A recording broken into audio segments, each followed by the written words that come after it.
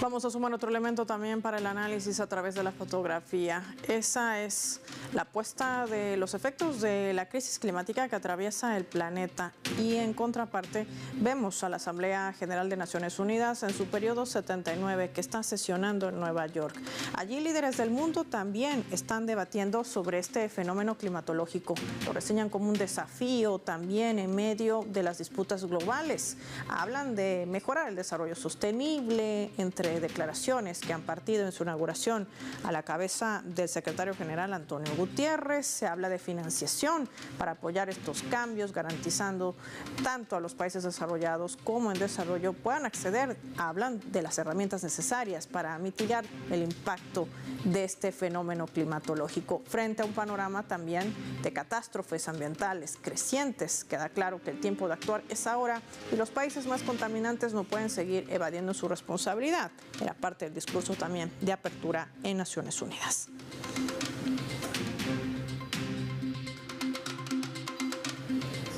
Sumamos desde España para analizar este escenario. Nos acompaña en directo periodista y experto también en análisis internacional, Daniel Seixo, con nosotros. Gracias por su tiempo para Telesur. Bienvenido. Buen día. Daniel, una vez más Naciones Unidas habla de crisis climática, pero ¿qué tanto se resuelve en un hemiciclo donde escuchamos voces de quienes le apuestan más a la guerra que a otros propósitos? Bien, ese escenario queda muy lejos ya de aquel en el que Fidel Castro, el 12 de junio de 1992, alertaba acerca de que mañana sería ya demasiado tarde para actuar contra los efectos del calentamiento global. Parece que no hemos aprendido nada, parece que la humanidad en su conjunto no se toma demasiado en serio este desafío y especialmente aquellos países que son los principales responsables de este calentamiento global. No podemos separar la lucha contra el cambio climático de la lucha contra los efectos del imperialismo y del colonialismo. Tenemos que tener en cuenta que las grandes corporaciones, las grandes multinacionales son las principales responsables no solo de los gases emitidos a la atmósfera, sino también de la depredación de los recursos naturales sin tener en cuenta ningún factor climático. Por tanto, debemos de señalar a los países de ese mal llamado Occidente como principales responsables de esta crisis climática. ¿Y en qué se encuentran ahora mismo inmersos estos países? Pues en fomentar la política de guerra, en gastar ingentes recursos en un sistema capitalista de consumo desmedido y en parasitar a otros pueblos para seguir manteniendo este estilo de vida totalmente insostenible. Tenemos que preguntarnos cuál es la huella ecológica de esta gran industria, la matanza que a día de hoy Occidente pone encima del tablero global, y debemos de preguntarnos también cuál es el precio de mantener un sistema en el que el 1% de la población parece atribuirse el derecho a consumir ingentes cantidades de recursos y a seguir destrozando, a seguir contaminando y envenenando un planeta que nos pertenece a todos. Tenemos que ser conscientes de que efectivamente mañana será demasiado tarde y que no puede existir un futuro para este planeta siempre y cuando el sistema capitalista siga siendo el sistema imperante en el mismo. Y hablando del sistema capitalista, Daniel, llama la atención el hecho de que la Argentina sí registra focos de calor. Hablamos de incendios forestales. Muchas de estas provincias están solicitando una declaratoria de emergencia al gobierno de Javier Milei, pero no hay una respuesta. Es más, inclusive se revelaba un dato que desde el año 2003 se dejó de monitorear este tipo de situaciones que no solamente afecta a la biodiversidad, también impacta entre las poblaciones cercanas. ¿Qué desnuda este accionar del gobierno argentino? Bien, Javier Milei no es más que un psicópata, un cipayo totalmente. Parece mentira que alguien que tiene tan en su boca, en su lengua, la palabra libertad no sea más que alguien supeditado totalmente a los intereses de las grandes multinacionales y al dictado de Washington. Actualmente Argentina está más alejada que nunca de la libertad y la soberanía. Es un país esclavizado por esa corriente neoliberal y que tiene al frente a una persona que es capaz capaz de vender, de poner al pie de los caballos a todos los argentinos simplemente por salir como pseudo protagonista en las fotos o por darse unos aires de importancia que lo que llevan es a la destrucción total y absoluta del tejido social argentino. Esto se refleja obviamente también en este tipo de políticas que luchan contra algo tan importante para la población como son las consecuencias del cambio climático.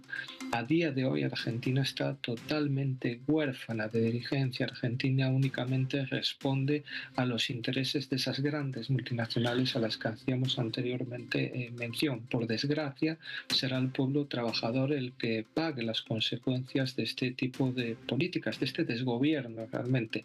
Solo existe una salida, que es la de recuperar la soberanía, la de recuperar la verdadera libertad para Argentina y dejar a este cipayo, Javier Milei, y a todos aquellos que lo respaldan fuera de la toma de decisiones. Daniel, me gustaría también analizar este otro escenario y para ello te propongo revisar nuestra leyenda.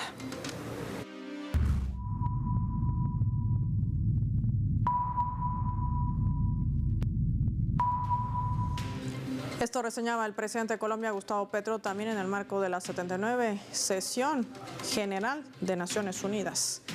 La poderosa oligarquía, decía Petro, global permite que tiren bombas a las mujeres, los ancianos y los niños de Gaza, o bloquee económicamente a los países rebeldes que no encajan en su dominio, como Cuba o Venezuela.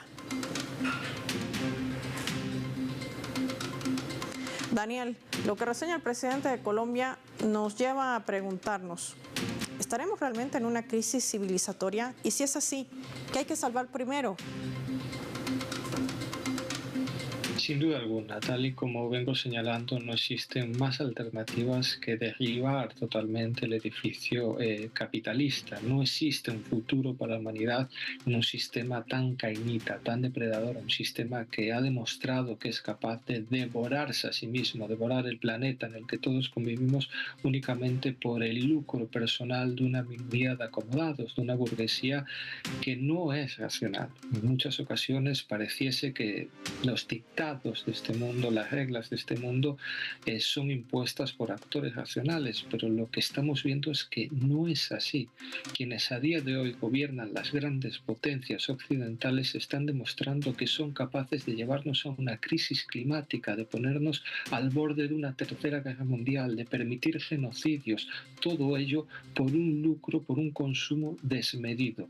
Es hora de empezar a percatarse de que no podemos seguir en manos de esta gente. Es hora de que los procesos de recuperación de la soberanía, de segundas independencias de los países del sur global, de esos pueblos que se han levantado contra la injusticia, que se han levantado contra la sinrazón, sean apoyados de forma global por todos aquellos pueblos que también deben alzar su voz para que un nuevo modelo de sociedad pueda ser construido, ese mundo multipolar en el que las voces de los diferentes pueblos, la capacidad de relacionarse con la tierra, la capacidad de relacionarse en pie de igualdad, se imponga a este sistema que nos lleva a una destrucción asegurada. Nunca antes la humanidad ha estado en tan serio riesgo y es hora de reaccionar ante ello.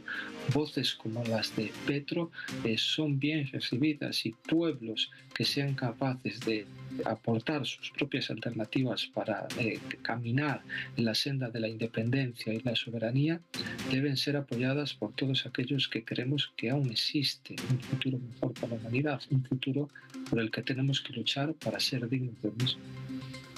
Ahí está Daniel Secho explicando con claves lo que esto representa para el planeta. Si no resolvemos primero esta crisis civilizatoria, ¿qué planeta pretendemos salvar? Gracias, Daniel, por tu tiempo y tu análisis para el mapa en Telesur. Finaliza el programa, soy Paola Pérez. Nos vemos en una próxima edición.